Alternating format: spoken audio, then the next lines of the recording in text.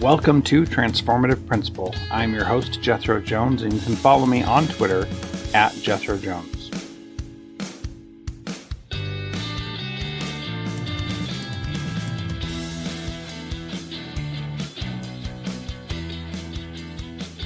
This episode is brought to you by John Catt Educational, a professional development publisher serving as the global leader in combining both research and practice in all materials.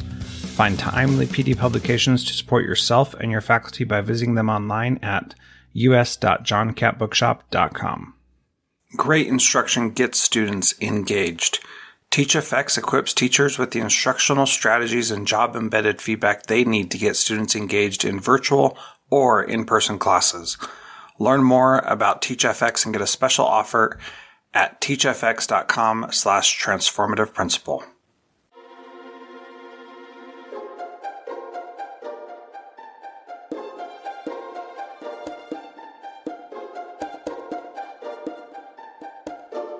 Welcome to Transformative Principal. I am excited to have Dr. Tiawana Giles on the program. She is the proud principal of George W. Carver Elementary School. She is also a contributing author to the Women Who Lead anthology. Tiawana, welcome, and thank you for being part of Transformative Principal. Thank you. It's a pleasure to be here and be a part of this. And I emphasize doctor because you just finished your doctorate degree. Congratulations. I'm so proud of you for doing that. Thank you. I definitely appreciate it. I encourage everyone to go do it, but It was definitely a long journey, but I am extremely excited. Yes, well, that is very good. Congratulations. And some people are more gluttons for punishment than others. And so it sounds like you're one of those people. So I wanted to talk to you today about building a brand for your school and what that looks like. I've had a lot of people on the podcast who have talked about building a brand. It's so important. And I want to bring it back up now because in the age of coronavirus, I think it's even more important than it has been in the past because we're losing kids from our school systems because we're not serving them well. So talk about building a brand, the importance of it in the age of coronavirus. Wow. In the age of coronavirus, it is critical that you build a brand and that people are willing to follow your lead. Sometimes you are the follower, but I think it's all about influence. When I talk about influence, I'm referring to the ability to lead by example. Just really setting a great example that people, in terms of the community, want to support and be a part of the change. And when I first came to George Washington Carver Elementary School, we were going through some difficult times. And I just shared with the staff that we are better than what they say we are. And if you believe in me, we're going to do this journey together. And I told them it started by first, we're being great citizens and good role models. And that started with our t-shirt. The shirts that we wore and that I purchased for them as a school, we had to wear it proudly. And when we wore that shirt, it represented more than just our school. It represented our city. It represented our community. It represented all of our families. And so that was the start of building our brand, is how we did it. And we gave everyone we knew the shirt. And part of it was, if I give you this shirt, you are a part of what we call Carver Nation. You are helping us build this brand. And that means you have to always be a role model. You have to always lead by example, even when it's hard. We want excellent leadership all the time. And so that's what we got. And we enlisted the help of our central office staff that was so supportive, from our superintendent all the way down to my principal director, to our parents, to our community leaders, our school board, our city council, and our community at large, like our civic leadership, our business owners. They all became a part of our brand. And that's how we started to build our brand, that people would call us and say, hey, can I have one of those Carver shirts? You know what? My answer would be absolutely, but come in and meet me. Let's talk. Mm-hmm. I want you to make sure that you can send Carver out in a good light as you wear our shirts. And so that's one of the ways that we started with building our brand. Yeah, that's a really cool story. And it starts with something really simple like a t-shirt. It's not what we would think is how we build our brand starting with a t-shirt, but it does make a difference. And it's a way of self-expression that, says, this is who I am, this is what I believe. And it's an important thing that people choose what they wear. So you found a way to ingratiate yourself in your community, but you're not the only school in your community. So you have to get people who don't even attend your school or send their kids to your school to be on board with that. How do you make that happen when, you're in Virginia, there's 100 other schools right around the corner from you?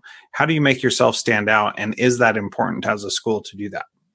Absolutely. It is very important. So we started with social media.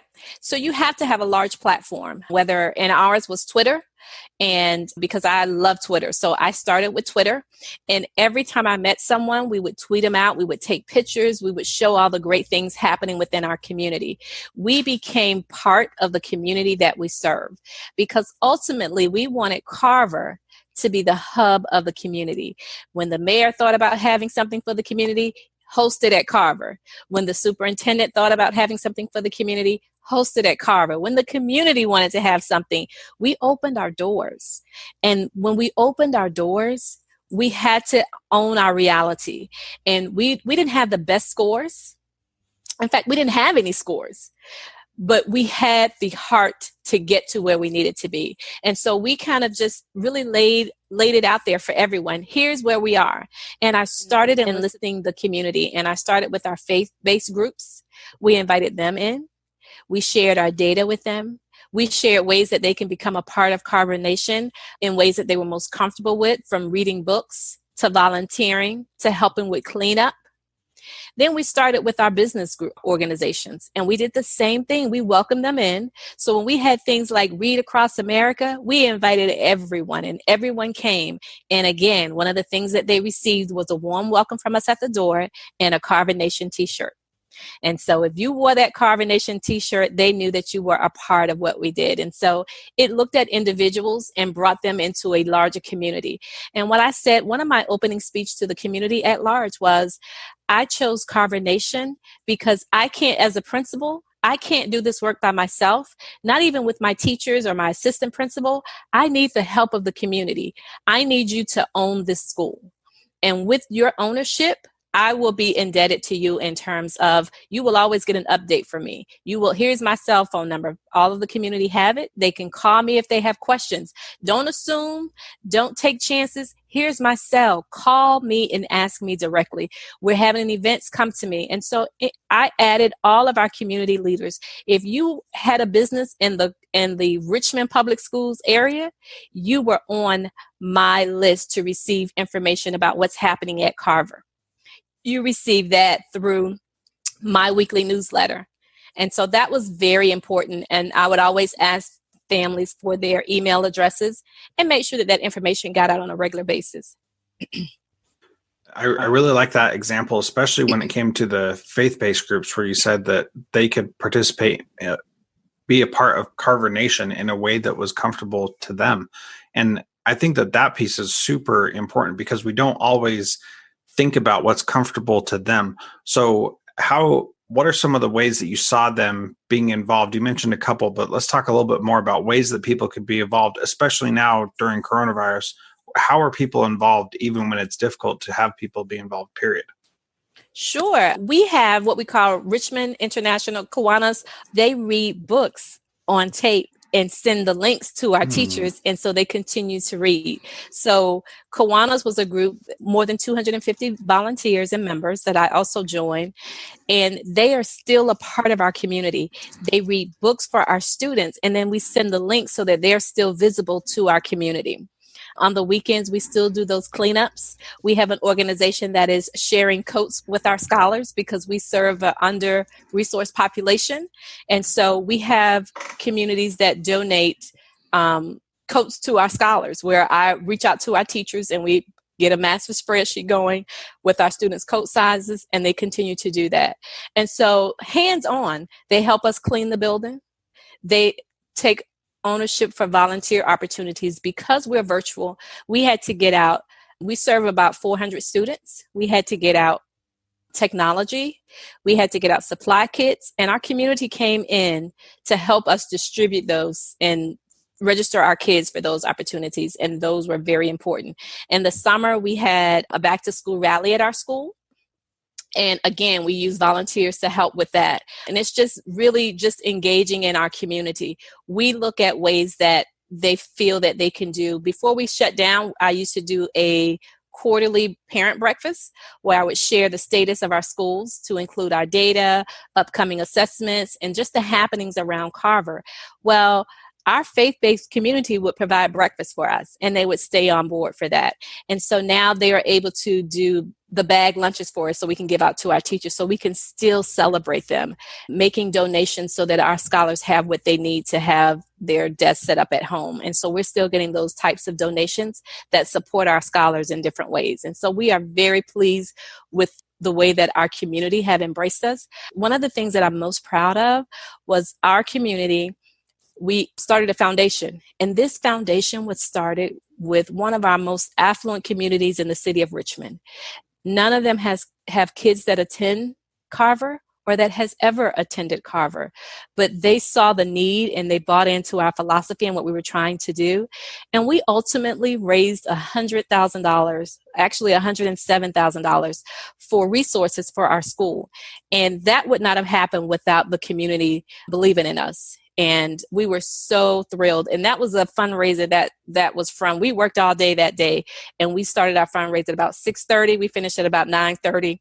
I had about 30 teachers show up, and we just asked families to give. We just asked them to give what they thought. We had a wish list. And I can tell you, our wish list, we just assumed we would get about $10,000. And so when we got about $107,000, we were so grateful. And that brought in all kind of technology for our scholars. It helps us to even the playing fields and let us know that our community truly, truly believes in the work that we're trying to do at George Washington Carver Elementary School.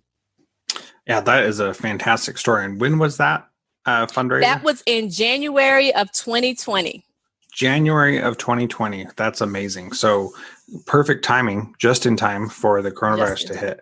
Now, what I think is really amazing, Tiawana, is that you've been doing all this stuff for quite some time, so that now when coronavirus has hit, you are prepared to still have engagement with your community, to still have support and donations and volunteering and people reading books and all that. And that's one of those ideas that you can't dig the well when you're thirsty. You've got to do the work beforehand. And had you not done that work before, then you wouldn't be at this point. And a lot of times I hear principals feel like they have too much to do, that they don't have time to build these relationships like what you're talking about with the community, or that, you know, I'm just one school and there's 5 other schools within a couple miles. How can we possibly, you know, build this into our community? But that's exactly what you're doing. And why is that successful for you? And can that be successful for everybody else as well? I do believe that, and I think it can be successful for everyone else. You do have to put the time in. I call it, you have to make far more deposits before you can make any withdrawals. And I came on board as the principal, as an interim principal, July 2018. And that's the summer, as you know. And we worked 10 hours. We worked 10 hours, 4 days a week, Monday through Thursday. Well, I spent my Fridays with the community. That was my commitment. Every Friday we had a meeting, and at every meeting it started out with 2 people. It ended up with 12 people because every week more people came. And that's how we built that community. And with that, I brought in all of the civic organizations that I became a member of and continue to be a part of. And so they're on my list and I'm on their list. So I attend all of their meetings and all of their functions, and I get to give them updates on what's happening at George Washington Carver.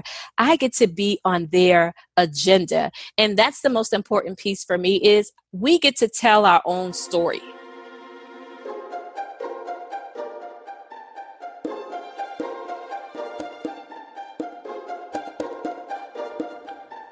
John Catt Educational supports high-quality teaching and learning by providing publications that are research-based, practical, and focused on the key topics proven essential in today's and tomorrow's schools.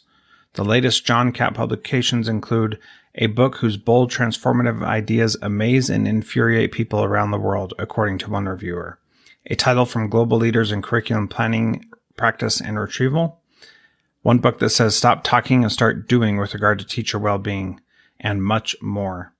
These books, used by educators of all roles across North America and worldwide, amplify fresh, engaging voices with practical strategies to create transformative change. Learn more in our show notes at jethrojones.com/podcast. During COVID, every teacher is a new teacher. That's why innovative school leaders are turning to TeachFX, whose professional learning platform doubles student engagement online or in person. To learn more about TeachFX and get a special offer, visit teachfx.com/transformative principal.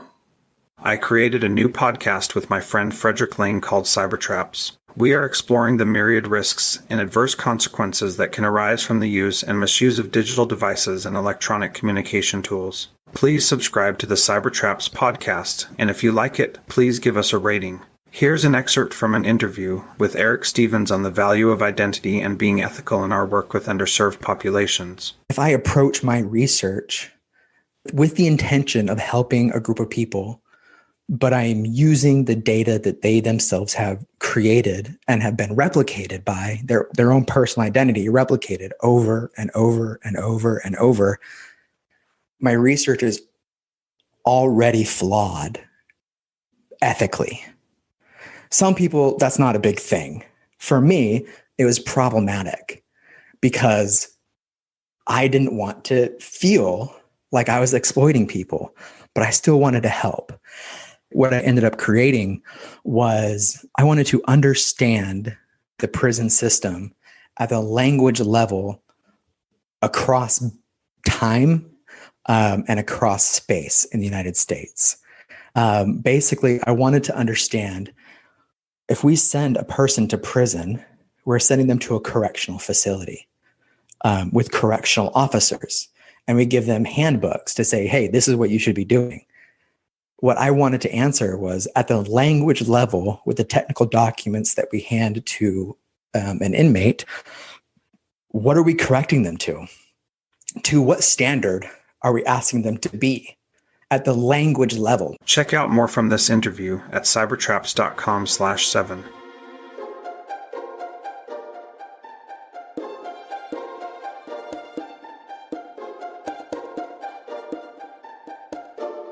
That part is critical. I get an opportunity to email my school board and say, hey, FYI, this is what's happening at Carver. I don't wait for him to call me.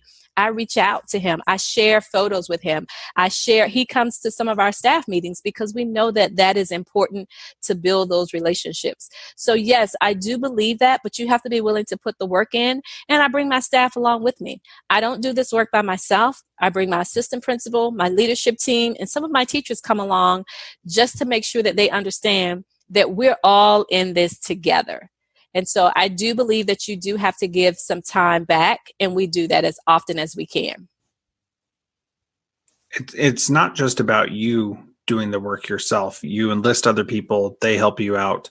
What are some of the things that you do to communicate your vision and make it so that people want to join into that work that you're doing? I think it's all about building relationships. It's the same thing I share with our teachers. There's one, and there are many, but there's one particular community person. His name is Jerome Legions. He is the Civic Association president of Carver community. And I came on board July 18th. On July 18th, I got a phone call from him at the school. Hey, I'm Jerome. I need to meet you. Come on down, Jerome. And I think those pieces are important. That if you make people feel welcome, they will welcome you. You make sure that their voices are heard.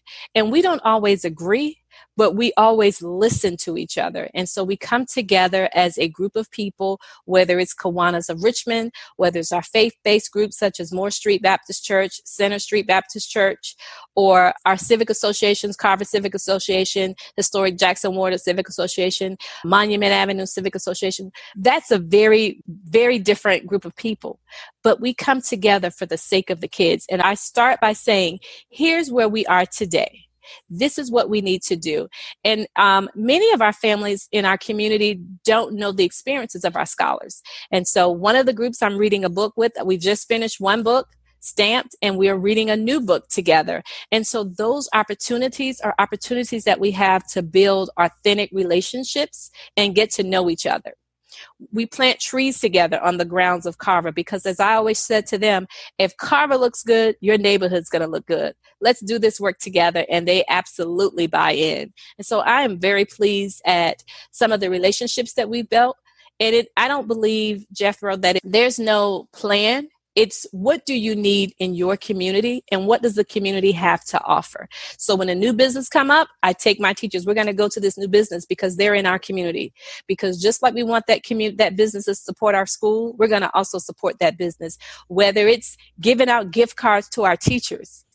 For best door decorations. We make sure that we are supporting the local businesses as well, and not just local to Carver, but in all of the Richmond metro area.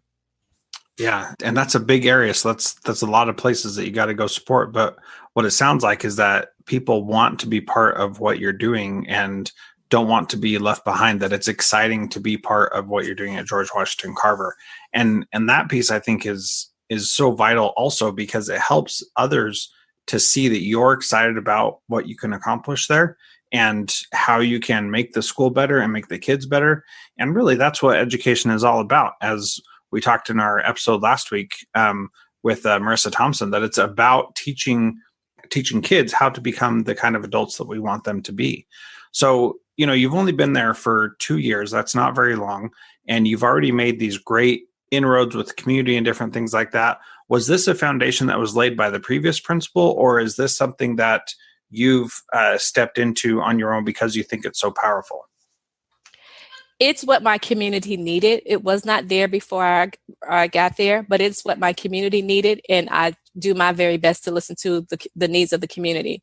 When I first came on board, I did a walking tour and a listening tour. And I brought each of those different groups in to say, tell me what you think would make Carver the very best school in the city.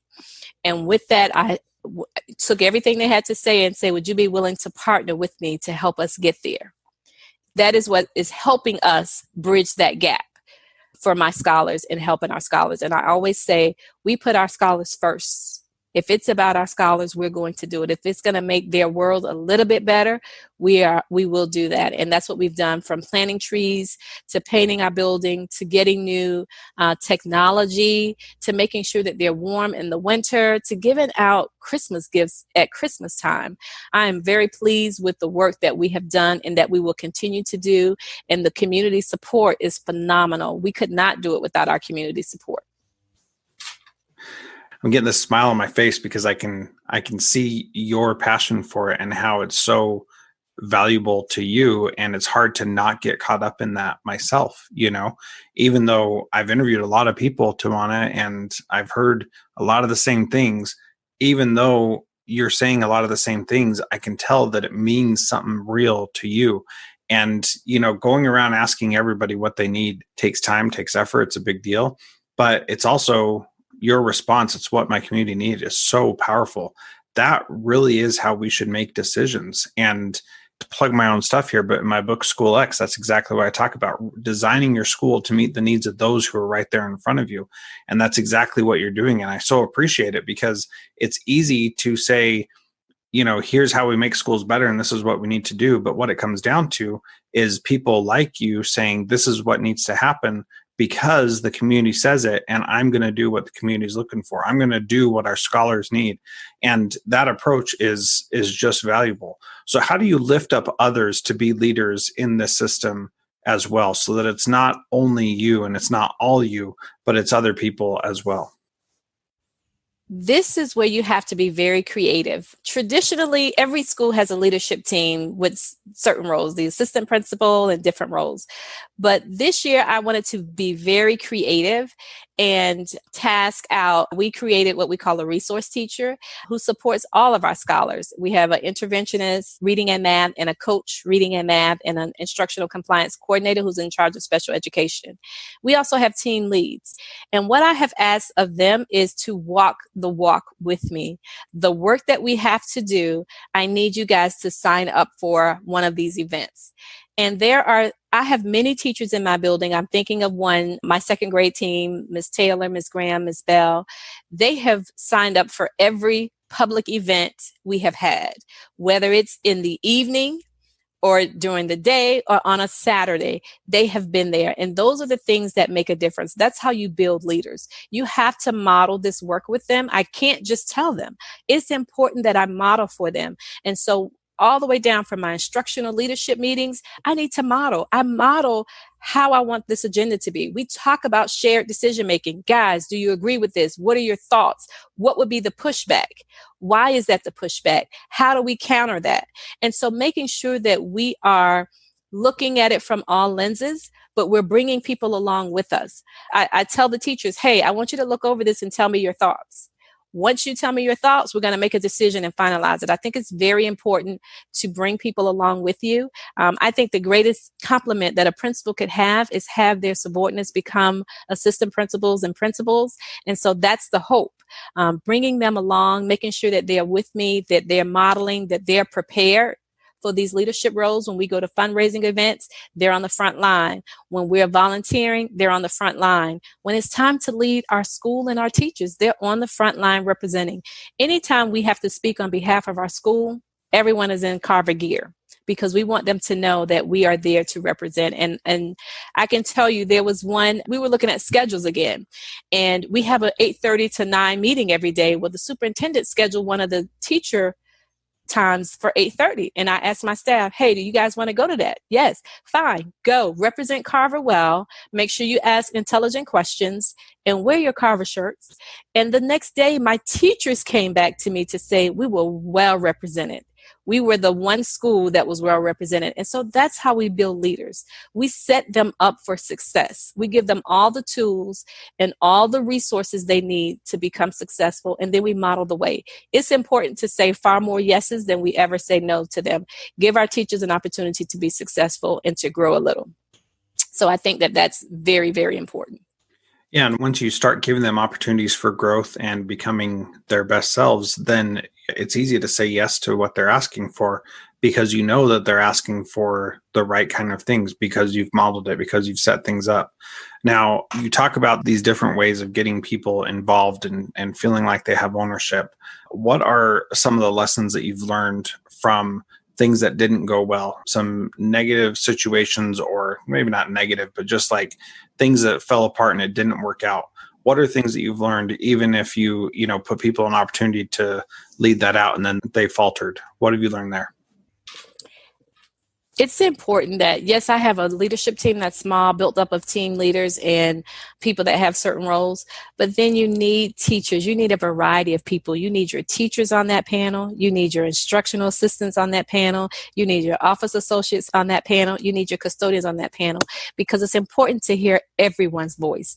And I think that's the biggest piece is, teachers often see that, okay, that's the group that she's going to listen to, and you don't ever want that mentality. So you bring in different people. Hey guys, so you make that offer.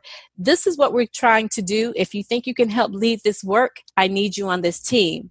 We are going to have a team. And so you kind of offer it to everyone and hope a variety of people come on board. But if they don't, you get to ask folks to come who you really want to come. But you always have to have a variety of people so that you're not tapping into the same people, because that can turn off some people. And so that's one part that I have learned is that sometimes you have to nudge some folks. You may have to nudge that as instructional assistant and say, I believe you have the talent that I'm looking for to help us make this decision. Would you like to come up on this team?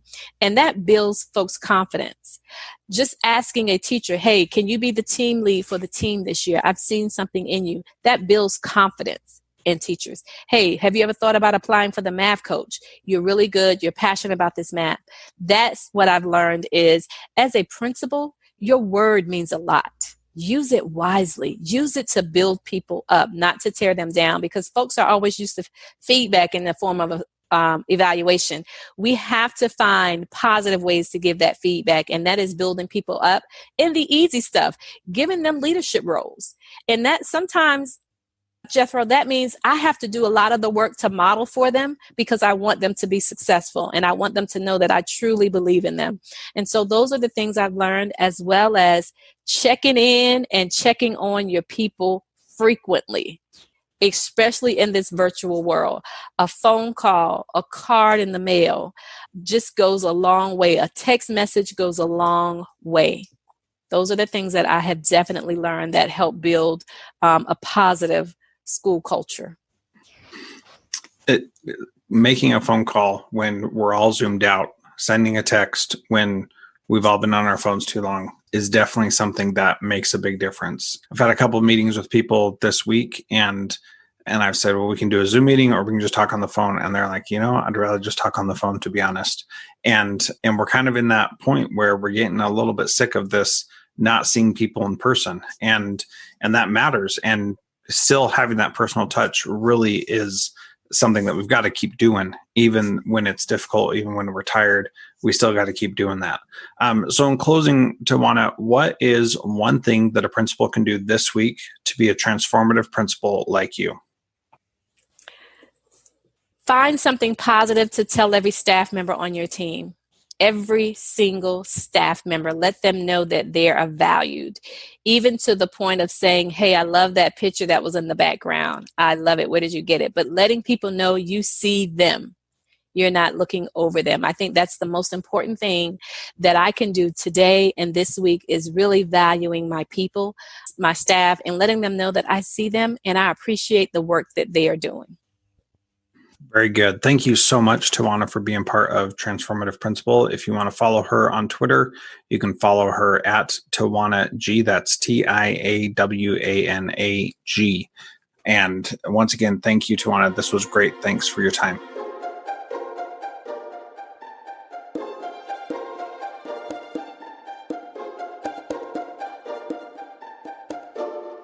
Thank you to our valued partner, John Catt Educational. If you are a leader looking to make transformative change by providing yourself and your leaders and teachers with professional development that is research-based and rigorous, yet easy to digest and full of practical strategies, check out the latest publications from John Catt. Visit us.johncattbookshop.com to find information on bulk orders or learn much more in our show notes. You can also use the code TRANSFORMATIVE to save a bundle at us.johncattbookshop.com. School principals across the country are using TeachFX's virtual PD and job-embedded feedback to boost student engagement during COVID. With TeachFX, teachers get 8 times more feedback and generate 144% more student engagement on average in a school year with no additional work for school leaders or teachers. To learn more about TeachFX and get a special offer, visit teachfx.com/transformativeprincipal.